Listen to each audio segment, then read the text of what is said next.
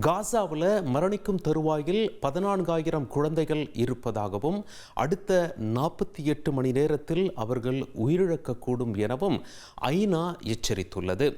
இஸ்ரேலில் உயிரிழந்தவர்களுடைய எண்ணிக்கை சுமார் 1200 பேர். காசாவில் உயிரிழந்தோரின் எண்ணிக்கை சுமார் 53,500 பேர்.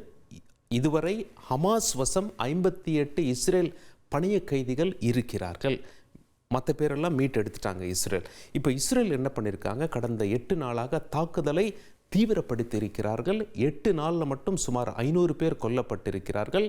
இஸ்ரேல் காசாவை நோக்கி தங்களுடைய இராணுவ டேங்குகளை நகர்த்தும் வீடியோ காட்சிகளை தற்பொழுது முழு திரையில் பார்த்துவிடும்.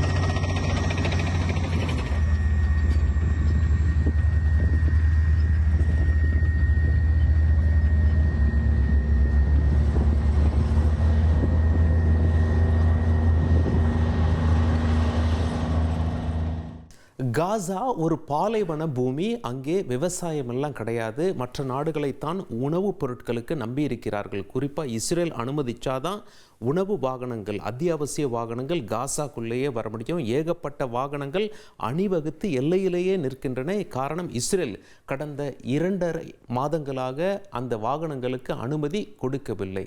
இதன் காரணமாக பஞ்சம், கடுமையான பசியில் வாடுகிறார்கள் காசாவில் உள்ள குழந்தைகள். இதனால தான் ஐநா அந்த ரிப்போர்ட்டை கொடுத்திருக்காங்க. அது மட்டும் இல்லை, மருத்துவ உபகரணங்களும் அந்த குழந்தைகளுக்கு இல்லை என்பதால் மருந்துகளும் இல்லை, உணவும் இல்லை, எரிபொருளும் இல்லை.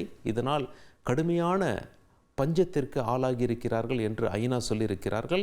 குழந்தைகள் உணவுக்காகவும் அந்த குப்பை தொட்டியில் இருக்கக்கூடிய கெட்டுப்போன ரொட்டிகளை பொறுக்கி சாப்பிடும் நிலைக்கும் தள்ளப்பட்டிருக்கிறார்கள். அது மட்டும் இல்லாமல் காலி தண்ணீர் குடங்கள், தண்ணீர் பஞ்சம் வேறு தலைவிரித்து ஆடுகிறது.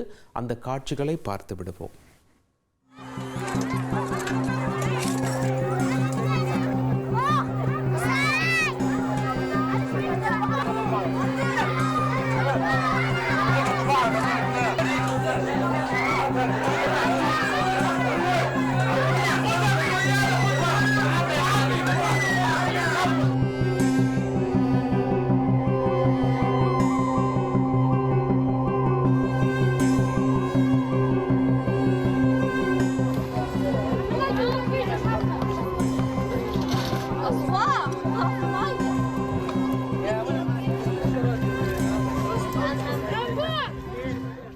நிவாரணப் பொருட்களை எடுத்துக்கொண்டு ஏராளமான ட்ரக்குகள் இருந்தாலும் 5 ட்ரக்குகளை மட்டும் இஸ்ரேல் அனுமதித்திருக்கிறது. அந்த காட்சிகளை பார்த்து விடுவோம்.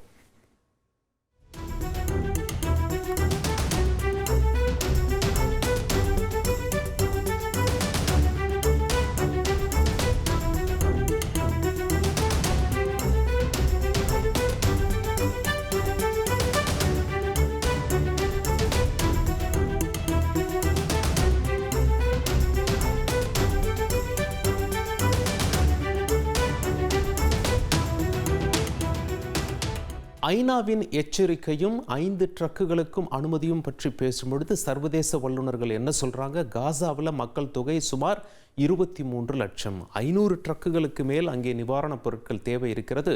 போரால் ஒட்டுமொத்த காசாவும் அழிந்துவிட்டது. 5 ட்ரக்குகள் அவர்களுக்கு ஒன்றுமே கிடையாது. ஏன்னா பசி கொடுமை, எரிபொருள் இல்லை, மருந்துகள் இல்லை என்பது தலைவிரித்தாடும் பிரச்சனையாக இருக்கிறது என்று அந்த 5 ட்ரக்குகளும் காசாவிற்குள் அனுமதிக்க கூடாது என்று இஸ்ரேலை சேர்ந்த சில போராட்டக்காரர்கள் எல்லையில் அந்த ட்ரக்குகளை மறிக்க இறங்கினார்கள். ஆனால் அந்த ட்ரக்குகள் உள்ளே போயாக வேண்டும் என்று ஆதரவாகவும் இஸ்ரேலிய மக்கள் சிலர் அங்கே களத்தில் இறங்கியதால் மிகப்பெரிய சலசலப்பு ஏற்பட்டது. போலீசார் சிலரை கைது செய்து அழைத்து சென்றார்கள். அந்த காட்சிகளை பார்த்து விடுவோம்.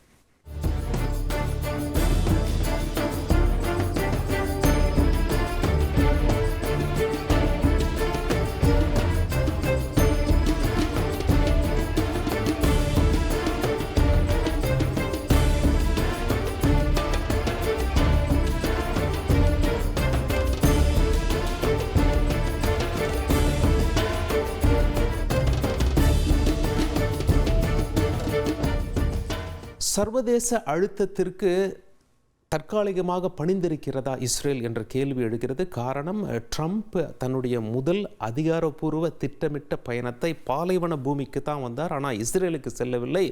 சவுதி அரேபியா, கத்தார், ஐக்கிய அரபு அமீரகம் சென்று நிறைய ஒப்பந்தங்கள் கையெழுத்திட்டு இஸ்ரேலுக்கு செல்லாமல் திரும்பிவிட்டார். ட்ரம்ப் உலகப் போர்களை முடிக்கும் அந்த நோக்கத்தில் மிகவும் தீர்க்கமாக இருக்கிறார். ரஷ்யா உக்ரைன் போர் கிட்டத்தட்ட முடிவுக்கு வரவிருக்கிறது. இந்தியா பாகிஸ்தான் போரை நான் தான் நிறுத்தினேன் அப்படின்னு சொல்லி ட்ரம்ப் அவருடைய சமூக வலைத்தளத்தில் முதல் முறையாக பதிவிட்டார். அதே போல இஸ்ரேல் போரையும் முடிக்க தீவிரமாக இருந்தார். ஆனால் சாத்தியமில்லை என்று தோன்றுகிறது. இதன் காரணமாகவே ட்ரம்ப் இஸ்ரேல் மீது ஒரு அழுத்தம் கொடுக்கவே இஸ்ரேலுக்கு தன்னுடைய முதல் பயணத்தில் செல்லாமல் இஸ்ரேலை தவிர்த்து மற்ற நாடுகளுக்கு, அரபு நாடுகளுக்கு சென்று அமெரிக்கா திரும்பியுள்ளார். இந்த அழுத்தத்திற்கு சற்றே பணிந்த இஸ்ரேல் ஒரு 5 நிவாரண வாகனங்களை அனுமதித்திருக்கிறது என்று சர்வதேச வல்லுநர்களால் பேசப்பட்டு வருகிறது. செய்திகளை உடனுக்குடன் தெரிந்து கொள்ள உடனே சப்ஸ்கிரைப் பண்ணுங்க.